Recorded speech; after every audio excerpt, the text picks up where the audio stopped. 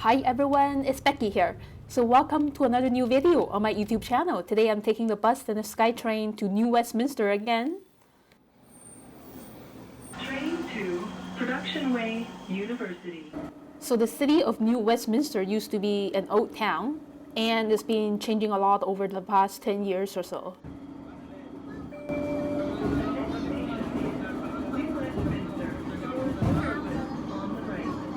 So there are numerous apartment buildings in this area right now.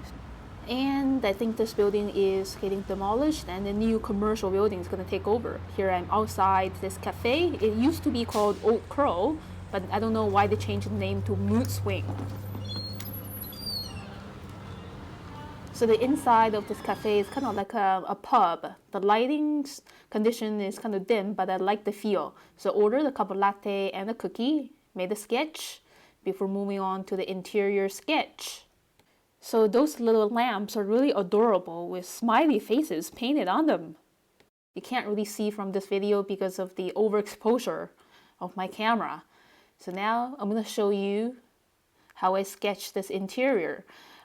Most of the time I like to be in like a cafe sketch with a customer waiting in front of the counter. So I just drew the shape of her head and then her long coat very loosely, and her legs, the calf area is always thinner compared to the thigh area, and the foreshortened view of her shoes, adding a bit of accentuation here and there around her body to suggest a bit of shade, especially underneath the elbow, around the neck area.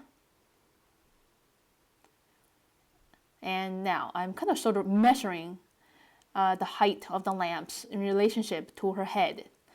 So yeah, so these are really cute light bulbs with mostly smiley faces on them. There's only just one sad face, like the second one from the left.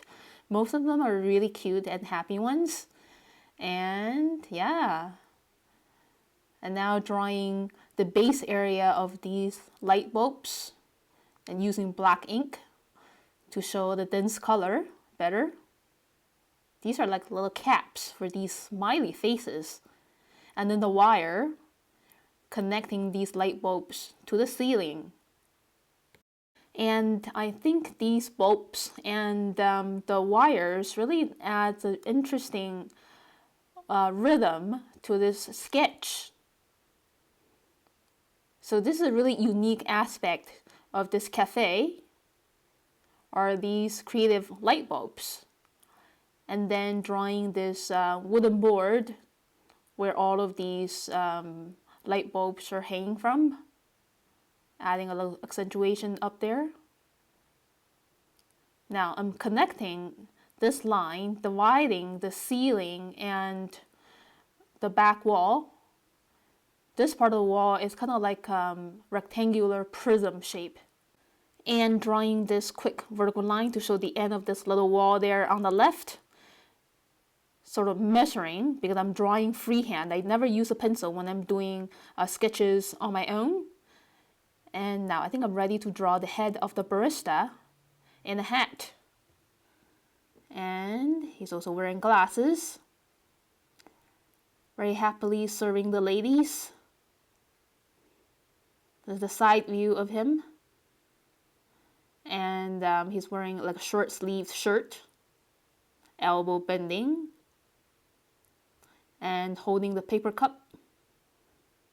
So people in real life situations, they move around all the time. So sometimes, actually a lot of the times, when I'm not able to finish drawing someone, I could use a bit of my memory from a few seconds ago and quickly finish that person. Or I wait for someone in a very similar outfit to come in and finish the rest of the body. Now I'm drawing this guy over here, starting with the head, pretty happy facial expression, and all the curves and the folds to show an active gesture, ready to get that cup of coffee from the barista. So these lines I'm using now is actually not a realistic way of sketching that person. I'm trying to use these more abstract lines to give an illusion of those people's constant movement. I think it's really unnecessary to sketch someone as they look like in a photo. My point of putting people in my urban sketches is to add a sense of narrative, and so their movements are very important characteristics for my sketches. And now I'm starting to add these geometrical shapes. For example, this cube shape of the pastry display shelf, and I see two little pots of houseplants on top. And just drawing those leaves very quickly. So these two houseplants are another interest point in this sketch, very close to the middle part of this sketch. And now just adding these shelves inside the glass, the frames. I think the pastry items are almost sold out. And some more machines. And the coffee dispenser machine there or something, mostly being covered by those two people. And using solid black ink to show those dark metallic shapes. Now just drawing this arc-shaped door to the kitchen. And using very loose lines to show the colors over there in the back. There's a table where they put the dirty dishes. There's a little girl hanging around there, drawing her little body and cute little boots. The legs of that table. And now, ready to move on to the top area of this sketch. Now I want to add these marks to show the luminosity of these little lights. Now starting to add more shapes behind the wires. So a lot of interiors that contains layers of three-dimensional shapes. It's always easier to start with the front one first. That's actually the main ceiling there that I just drew of this interior. There's another door here to the kitchen. There's someone doing dishes and organizing stuff. And he's looking a little smaller because he's in the distance. More little shelves on the wall in the kitchen. So for all interior spaces, we always see an inverted rectangular prism. So you can see the upper part of my sketch had the ceiling area, which is the top part of a rectangular prism or a cube. And the wall there on the left, there's actually roughly another wall area on the right. So yeah, most of the time we could see three sides of an interior, the ceiling and two walls. Now on the back wall, I'm starting to draw those shelves with their with the packages of tea and other items. Like a little pot over here, a lot of cute little things to observe and capture.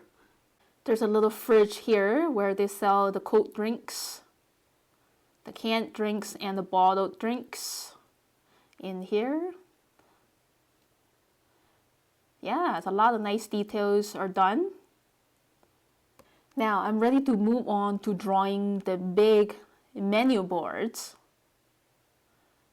Again, following the rule of perspective, the menu board is like it's sinking down towards the right, following the perspective.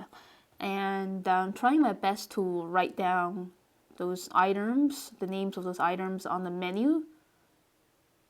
So if we can't see those letters very well, we can just use scribbles. And those numbers for the prices are a little hard to see, so I just use like very loose little lines to get it done. And adding some final lines that might be helping with the depths of field for this interior even better. Last bit of details around the corner here on the bottom. So overall, to make an interior sketch really successful, you have to see the inverted cube shape and get those essential lines done around the ceiling and the wall. Yeah, so that's it for the line work. Now I'm ready to paint watercolors. So the painting process is going to be really fun and relaxing. Most of the work has been done with a line work to capture this interior. So I just wetted the space with clear water and punching on this blend of lemon yellow and a little bit of orange to show the luminosity of the lamps reflected onto those walls. And the very center of these light bulbs contains the most concentrated yellows. So I just added that and some more diluted yellow around the counter edge. So this is the first layer for the interior to establish a really warm and inviting mood. Now starting to add the color for the walls using this vintage green that I mix with a viridian green and tiny bit of burnt sienna or brown. This green is so vintage because I always remember seeing this kind of green on the walls of my elementary school and also at my grandma's house. A lot of doors are also painted with this kind of green in the old times. And now starting to add some other blue and red-brown colors for these vessels, containers on the shelf. More greens for these two little houseplants. Now I'm starting to add this shade around the wall area. If you observe carefully, all the illuminated walls, they're very rarely just bright yellow. There's always a bit of shade on those areas a little further away from the light bulbs. So just adding that with my own diluted gray that I mix with ultramarine blue, royal purple, and a little bit of green. Super diluted, so it's not covering the bright yellow underneath completely. In certain areas, I see it's more of a red purplish gray, so I mix in more percentage of royal purple or magenta. So the color scheme of this interior is very simple, and I'm only sticking with very few colors right now, just yellows and a bit of green and one blue. So about 4 or 5 colors to paint this interior. And now I'm starting to add a skin color for these people. I mix my own skin color with orange and magenta, dilute that with a lot of water so I get a skin tone. I'm painting the coat of this lady's with my own intense gray that I mix with blue, green, and a little magenta. Just play around with different ratios of blue, green, and the magenta so we get different kinds of grays. I am also controlling the water amount in those grays, so I have a variety of different gray values to show the brighter patches on those people's clothings. So human bodies are 3-dimensional, and to show those curves, we have to change the values of their clothing by using several different tones. I'm just adding a little red for that little girl's coat. Some final polish, another layer of light gray around the front of the counter. And lastly, I want to add another layer of luminosity for this wall where it's very close to the light bulbs. There we go. Here's the look of my finished sketch. It took me just like 40 minutes to finish on location.